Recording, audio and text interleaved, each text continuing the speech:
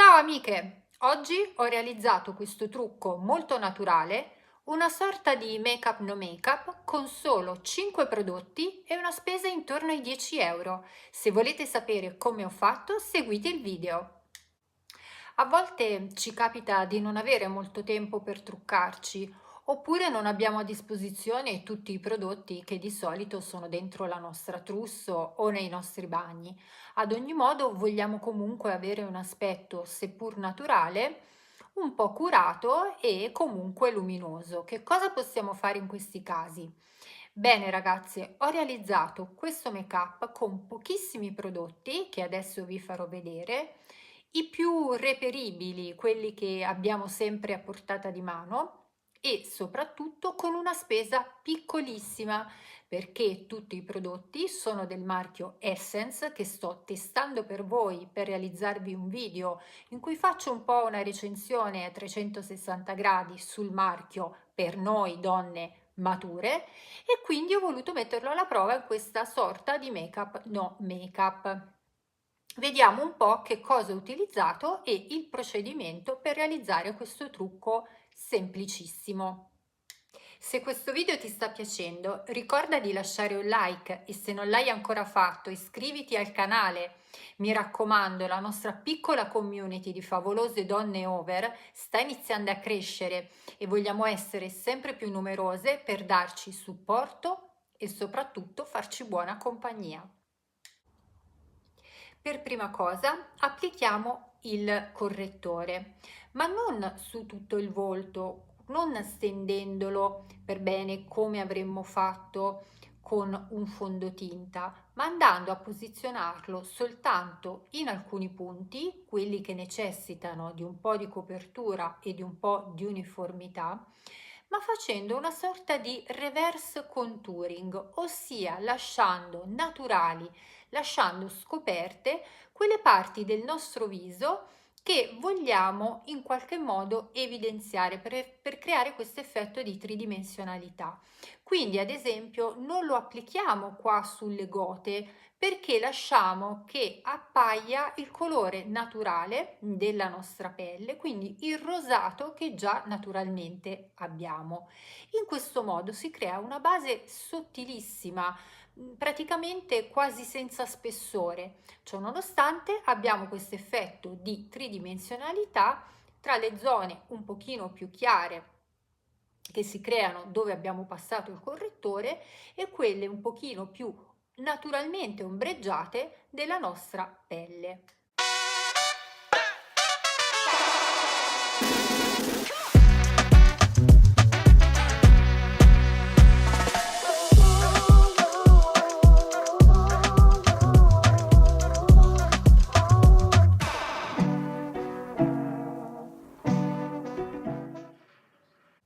Procediamo poi con il blush. Ne stendiamo un pochettino soltanto lì dove la pelle è ancora libera, non coperta dal correttore, per accentuare la parte di rossore naturale. In questo modo non c'è stratificazione e quindi l'effetto è veramente molto leggero. Ma noi vogliamo dare anche un po' di tonalizzazione ad altre parti del volto, quindi possiamo utilizzare lo stesso blush, per esempio, per dare un po' di colore, un po' di ombreggiatura anche all'occhio, alla palpebra. Questo avrà un duplice effetto positivo. Da una parte ci darà quel minimo di ombra che ci permette di sottolineare l'occhio e anche sgonfiare un pochino la palpebra. Dall'altro lato creerà questa armonia cromatica tra le varie parti del volto, perché quando noi utilizziamo lo stesso prodotto, quindi la stessa tonalità in diverse aree del volto, l'effetto complessivo è di estrema armonia.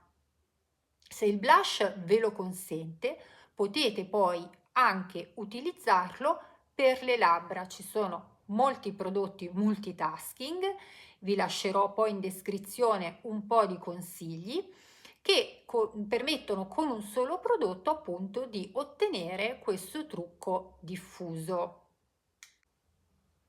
Con la matita per sopracciglia spazzoliamo un po' per dare un ordine alle nostre sopracciglia, ma andiamo anche a riempire quei buchetti che magari si creano quando non le abbiamo più così folte. Mi raccomando però l'effetto deve essere estremamente naturale, quindi non possiamo avere una colorazione che si discosta molto dalla nostra naturale e non possiamo neanche esagerare nel dare una forma troppo alzata o troppo, come dire, disegnata alle sopracciglia, perché questo contrasterebbe un po' con il mood generale di questo look, che è veramente estremamente naturale e morbido. Adesso è il momento del trucco labbra. Io ho utilizzato una matita di un colore che si avvicina abbastanza al mio naturale, ho segnato i bordi e poi l'ho sfumata. Devo dire che io avevo dato un po' di burro cacao per ammorbidirmi le labbra, quindi anche la sfumatura è stata molto semplice, ma come dicevo voi invece potete applicare anche un pochettino di blush se la matita che avete a disposizione a casa non vi permette di sfumarla bene e di passarla su tutte le labbra. Insomma, con questi due prodotti, il blush e la matita, dovreste riuscire ad ottenere un trucco labbra naturale, ma comunque diciamo interessante.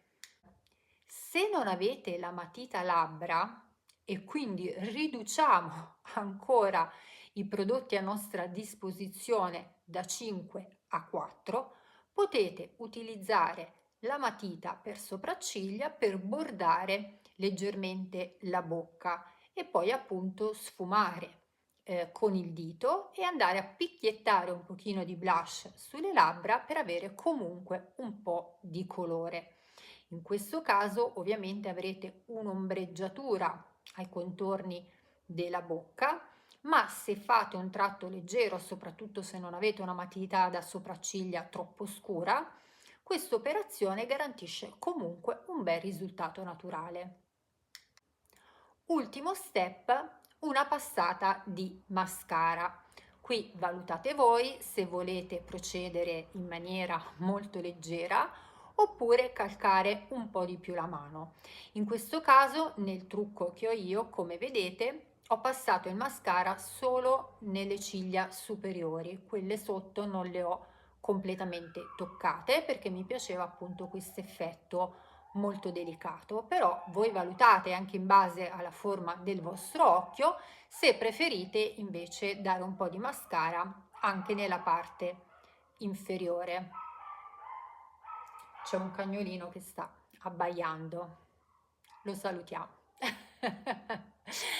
Allora, un altro piccolo trucchetto. Se proprio siete delle fanatiche dell'eyeliner o della bordatura dell'occhio e non avete ad esempio una matita apposita con voi, potete anche utilizzare un pochino poco di mascara con il pennellino per farvi una leggerissima bordatura dell'occhio. Valutate voi. Questo però toglierebbe un pochino di naturalezza a questo make-up, non make-up, perché quando andiamo un po' a fare la bordatura dell'occhio, a meno che non sia proprio un infracigliare fatto sottile, bene, ecco l'effetto diventa un minimo più artificiale. Amiche, a questo punto il nostro make-up è fatto.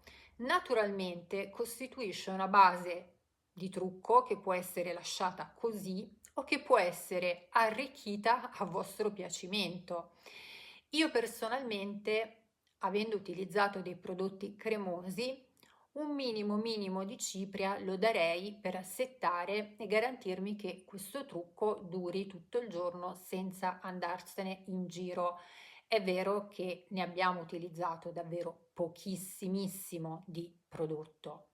Se poi con l'andare della giornata le circostanze, l'occasione ve lo consentono, potete costruire ulteriormente questo trucco arricchendo, non so, con un rossetto un pochino più vivace, con una passata di gloss, con la famosa bordatura dell'occhio, oppure andando a dare un pochino di ombretto perlescente sulla palpebra mobile per regalarvi quel tocco di luce in più. Ma come punto di partenza non mi sembra affatto male. Allora, amiche, io non amo troppo il make-up no make-up perché, come dire, amo il colore e quindi un pochettino mi piace averlo nel mio trucco quotidiano, ma ammetto che ci sono delle circostanze in cui presentarsi con una faccia così, direi bella pulita o quasi, può essere una buona scelta. Spero che questo video vi sia piaciuto. Io vi abbraccio, vi ricordo di splendere sempre, sempre perché ve lo meritate e vi aspetto al prossimo video.